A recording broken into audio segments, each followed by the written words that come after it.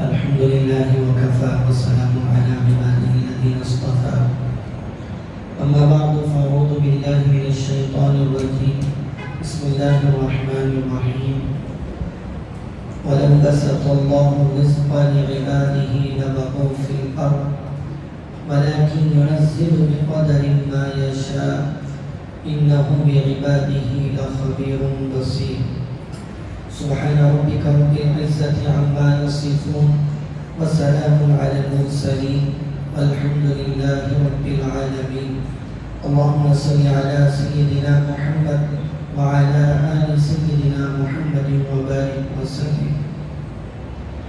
معزز حاضرین کرام، سورۃ الشورى کی ایک آیت کریمہ میں نے آپ حضرات کے سامنے پڑھی ہے. اس آیت میں اللہ تعالیٰ فرماتے ہیں وَلَوْ بَسَطَ اللَّهُ الرِّزْقَ لِعِبَادِهِ، اگر اللہ تعالیٰ اپنے بندوں کے لیے رزق کو کھول دیتے، رزق کے اندر کشادگی پیدا کر دیتے تو کیا ہوتا؟ لَبَغَوْا فِي الْأَرْضِ، تو لوگ زمین میں بغاوت اور فساد مچانے لگتے. اصل میں آیت کریمہ کا شان نزول بیان کیا جاتا ہے. مفسرین نے لکھا ہے کہ کچھ صحابہ کرام، ان میں سے ایک نام حضرت خباب بن ارت رضی اللہ عنہ کا بھی آتا ہے. یہی وہ صحابی ہیں جو ابتدائی اسلام میں انہوں نے اسلام کو قبول کر لیا تھا اور اسلام کی خاطر انہوں نے بہت زیادہ تکلیفیں برداشت کی ہیں. لوگوں میں نچلے درجے کے سمجھے جاتے تھے، غالباً غلام بھی تھے، لوگ ان کو بہت زیادہ تکلیفیں دیا کرتے تھے. بہرحال کچھ صحابہ نے دیکھا کہ جو یہودیوں کے قبیلے ہیں، بنو قریظہ ہے، بنو نذیر ہے، بنو قینقاع ہے، ان کو اللہ تعالیٰ نے بہت زیادہ وسعت اور کشادگی رزق اللہ نے عطا فرما رکھا ہے. بہت زیادہ مال و دولت کی ریل پل ان کے یہاں ہے. تو صحابہ نے خواہش کی، اللہ کے نبی صلی اللہ علیہ وسلم کے سامنے بھی پیش کیا کہ رسول اللہ صلی اللہ علیہ وسلم کاش اللہ تعالیٰ ہمارے لیے بھی رزق کے دروازے ان کی طرح کھول دیتے.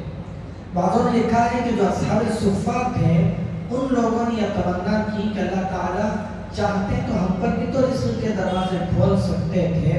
تو اس پر یہ آیت کریمہ نازل ہوئی وَلَوْ بَسَطَ اللَّهُ الرِّزْقَ لِعِبَادِهِ لَبَغَوْا فِي الْأَرْضِ وَلَكِنْ يُنَزِّلُ بِقَدَرٍ مَا يَشَاءُ. اگر اللہ چاہتے تو اللہ کے پاس اتنی قدرت اور طاقت تھی کہ دنیا کا ہر فرد مالدار ہو جاتا، دنیا کا ہر آدمی کروڑ پتی اللہ تعالیٰ کے نزدیک اللہ تعالیٰ کی قدرت میں یہ تھا کہ اللہ بنا سکتے تھے. لیکن اللہ تعالیٰ نے کہا کہ اللہ تعالیٰ کی کچھ حکمتیں بھی ہوتی ہیں، اللہ تعالیٰ کے کچھ پلاننگ اور نظام ہوتے ہیں.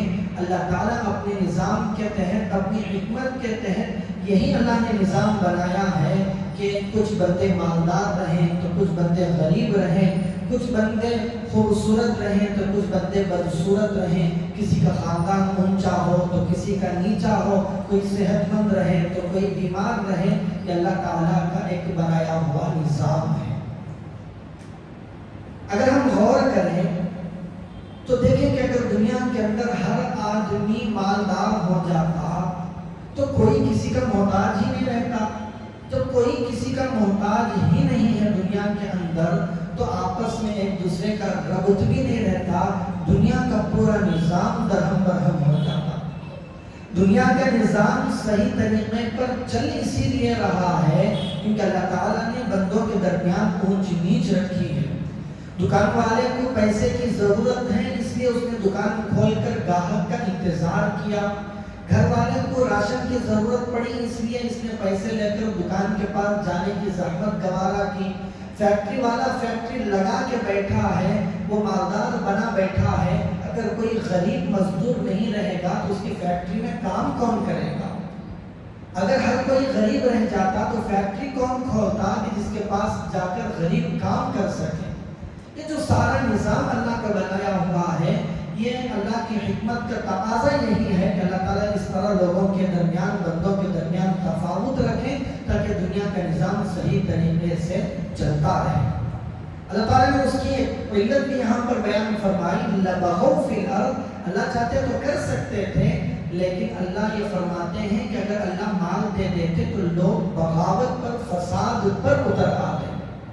کیوں؟ کیونکہ مالداری ایک ایسی چیز ہے، مال ایک ایسی چیز ہے، جب بندے کے اندر مالداری آتی ہے، مال آتا ہے تو اس کے اندر مزید حرص پیدا ہو جاتی ہے۔ جتنا بھی مال آئے بندہ اور کرتے رہتا ہے۔ اللہ کے نبی صلی اللہ علیہ وسلم نے فرمایا بندے کے حرص کو قبر کی مٹی ہی بھر سکتی ہے۔ بندے کے پیٹ کو جو حرص کرتا رہتا ہے قبر کی مٹی کے ذریعے سے ہی اس کو بند کیا جا سکتا ہے، ورنہ تو بندے کی حرص، خواہش، تمنا دنیا کے اندر کبھی بھی پوری نہیں ہوتی۔ جب ہر آدمی مالدار رہے گا تو پھر مال کی، دولت کی حرص، لالچ رہے گی، اور مالداری کی وجہ سے ہر ایک کا دماغ آسمان پر ہوگا، غرور ہوگا۔ غرور کی وجہ سے ہر آدمی یہ چاہے گا کہ میں سامنے والے کو مار کر، اس کا مال چھین کر، اس کا بھی مال میں لے کر اور زیادہ مالدار بن جاؤں۔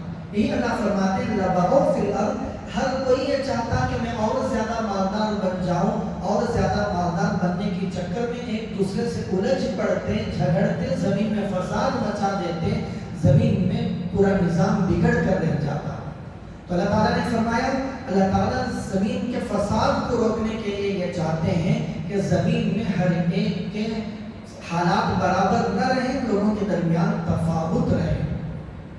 اسی طرح ایک اور علت بھی مفسرین بیان کرتے ہیں کہ اللہ تعالیٰ دنیا کے اندر جانتے ہیں کہ کس بندے کو مال دیا جائے تو وہ سیدھے راستے پر ٹھیک طریقے سے دنیا میں رہ سکتا ہے۔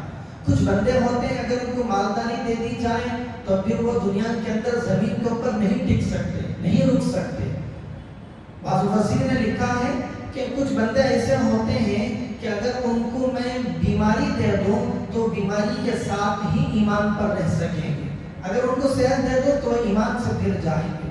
کچھ بندے ہوتے ہیں ان کو صحت نہ دوں تو پھر ایمان پر باقی نہیں رہ سکتے، اس لیے میں نے ان کو صحت دے رکھی ہوتی ہے۔ کچھ بندے ہوتے ہیں اگر ان کو غریبی نہ دوں تو پھر وہ ایمان پر نہیں رہ سکتے، ان کی ایمان کی خاطر میں ان کو غریبی دیا رہتا ہوں۔ تو بہرحال جو کچھ بھی اللہ دیتے ہیں، میں نے کچھ دن پہلے بھی کہا تھا، کسی بندے کو اللہ تعالیٰ مالداری سے نوازتے ہیں تو کسی بندے کو صحت و تندرستی سے نوازتے ہیں۔ اللہ جانتے ہیں کہ اس بندے کو صحت و تندرستی کی ضرورت ہے۔ کسی بندے کو اللہ تعالیٰ حسین و جمیل پیدا کر دیتے ہیں، کسی بندے کو اللہ تعالیٰ علم و حکمت عطا فرماتے ہیں۔ کچھ الگ الگ بندوں کا الگ الگ نظام ہوتا ہے، اللہ ہر ایک کو کچھ نہ کچھ عطا فرماتے ہیں۔ بعض مفسرین نے لکھا کہ حضرت آدم علیہ السلام کی پیدائش کے بعد جب ان کی ذریت، پوری اولاد ان کے سامنے پیش کی گئی تو حضرت آدم علیہ السلام نے دیکھا کہ ہر بندے کی حالت الگ الگ ہے، کوئی مالدار تو کوئی غریب، کوئی اونچے درجے کا، کوئی نیچے درجے کا، سب کی حالتیں الگ الگ ہیں۔ تو حضرت آدم علیہ السلام نے فرمایا لو سویتا، اللہ اگر آپ چاہتے تو ان کو برابر بھی تو کر سکتے تھے، سب کو ایک طریقے سے ایک کیٹیگری کے بھی تو بنا سکتے تھے۔ تو اللہ تعالیٰ نے فرمایا میں چاہتا ہوں کہ میرے بندے میرا شکر ادا کریں۔ مالدار جب دیکھے گا کہ میرے گھر میں کروڑوں کا روپیہ پڑا ہوا ہے اور باہر مزدور 100 روپیے کے لیے دن بھر تھک کر مزدوری کرتا ہے تو اس کے دل میں شکر کی کیفیت پیدا ہوگی کہ اللہ تو نے اپنے احسان سے بغیر محنت کے مجھے روزی عطا فرمائی۔ ایک آدمی دیکھے گا کہ وہ محنت مزدوری تو کر رہا ہے لیکن دوسرا بندہ پیروں سے معذور ہے، پیروں سے رینگ کر لوگوں کے سامنے بھیک مانگ رہا ہے، تو یہ مزدوری کرنے والا دیکھ کر اللہ کا شکر ادا کرے گا، اللہ تو نے مال میں کمی تو فرما دی لیکن میرے پیر، ہاتھ اور پورا بدن صحیح سالم رکھا، تو یہ شکر کی کیفیت پیدا ہو جائے گی۔ شیخ سعدی رحمۃ اللہ علیہ نے لکھا ہے کہ حضرت نے کئی سالوں تک دنیا کا چکر لگایا، دنیا کا سفر کیا۔ بعض علماء لکھتے ہیں کہ علم کا تعلق سفر سے بھی ہوتا ہے، سفر کے ذریعے سے علم میں اضافہ ہوتا ہے۔ تو حضرت شیخ سعدی رحمۃ اللہ علیہ نے کئی سال تک دنیا کا سفر کیا، مختلف ممالک میں، مختلف محلوں، مختلف شہروں میں گھومتے پھرتے رہے۔ ایک مرتبہ کا واقعہ بیان کرتے ہیں کہ چلتے چلتے ایک وقت میرے اوپر یہ آیا، ایک حالت میری آئی کہ میرے پیر میں جوتے تک باقی نہیں رہے، ایسی حالت میری ہو گئی۔ بڑا پریشان تھا، بڑا مایوس تھا، اللہ تو نے میری کیا حالت کر دی کہ جوتے خریدنے تک میرے پاس پیسے نہیں رہے۔ اسی حالت میں جا رہا تھا، اچانک دمشق کی جامع مسجد کے پاس سے میرا گزر ہوا، دیکھا کہ ایک بندہ ہے جو پیروں سے معذور ہے اور گھس کر جا رہا ہے، وہاں پر بھیک مانگتا بیٹھا ہے۔ فوراً میرے دل میں خیال آیا، میں نے شکر ادا کیا، اللہ تو نے مجھے جوتوں سے محروم کر دیا لیکن مجھے پیروں جیسی نعمت تو نے عطا فرما رکھی ہے۔ تو اللہ تعالیٰ چاہتے ہیں کہ جو کچھ ہم بندوں کو اللہ نے عطا فرمایا ہے اس پر اللہ کا شکر ادا کیا جاتا رہے۔ اس کا مطلب یہ بھی نہیں کہ بھئی اللہ نے تقدیر میں لکھ دیا ہے، جو لکھ دیا سو لکھ دیا، اب مجھے ہاتھ پیر ہلانے کی ضرورت نہیں ہے، گھر میں بیٹھا رہوں تو بھی آتا رہے گا۔ نہیں، اللہ کے نبی صلی اللہ علیہ وسلم کی تعلیمات ہمیں یہ نہیں بتاتی، میرے ذمے ہے کوشش کرنا، محنت کرنا، کمانا کہ اللہ کے احکامات ٹوٹنے نہ پائیں، اتنا کماؤ کہ اللہ کے احکامات باقی رہیں، اللہ کے احکامات کو سامنے رکھتے ہوئے، بیوی بچوں کا خیال کرتے ہوئے، اپنی صحت کا خیال کرتے ہوئے، جتنی زیادہ کوشش کر کے محنت مزدوری کر کے میں دنیا کما سکتا ہوں، کمانے کی اجازت ہے، کمانے کا حکم بھی ہے، اتنا زیادہ دنیا کے پیچھے نہ پڑو کہ خود کا بھی خیال نہیں، اوروں کا بھی خیال نہیں، لوگوں کا جو رشتہ داروں کے حقوق کا بھی خیال نہیں، اور اللہ کے احکامات کی بھی پاسداری نہیں ہے، اس کی اجازت نہیں ہے۔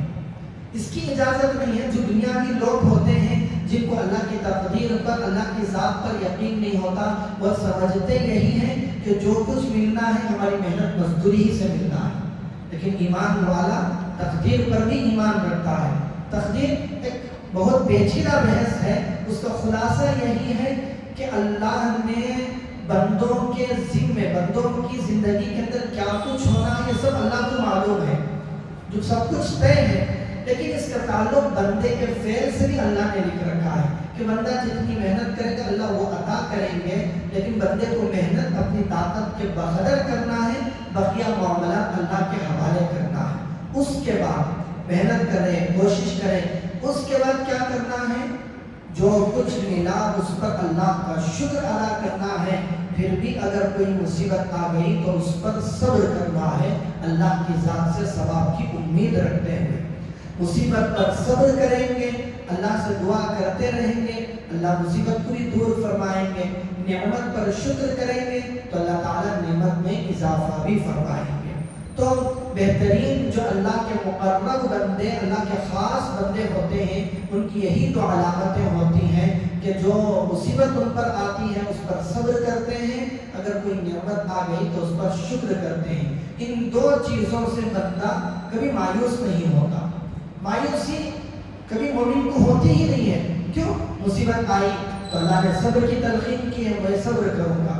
نعمت آ گئی تو سرکشی نہیں آئے گی۔ کیوں؟ اللہ کی طرف توجہ اس کی ہو جائے گی، اللہ کا شکر دل میں آ جائے گا تو دماغ آسمان پر نہیں چڑھے گا، بندہ سرکشی پر نہیں اتر پائے گا۔ وہ دونوں اوقات میں بندہ اپنے آپ کو بیلنس کر سکتا ہے جبکہ یہ دو صفات بندے کے اندر آ جائے۔ اللہ تعالیٰ ہم سب کو جو بھی حالات مصیبتیں آئیں ان پر صبر کرنے کی اور اپنی نعمتوں پر شکر کرنے کی توفیق عطا فرمائے۔ وآخر دعوانا ان الحمد للہ رب العالمین۔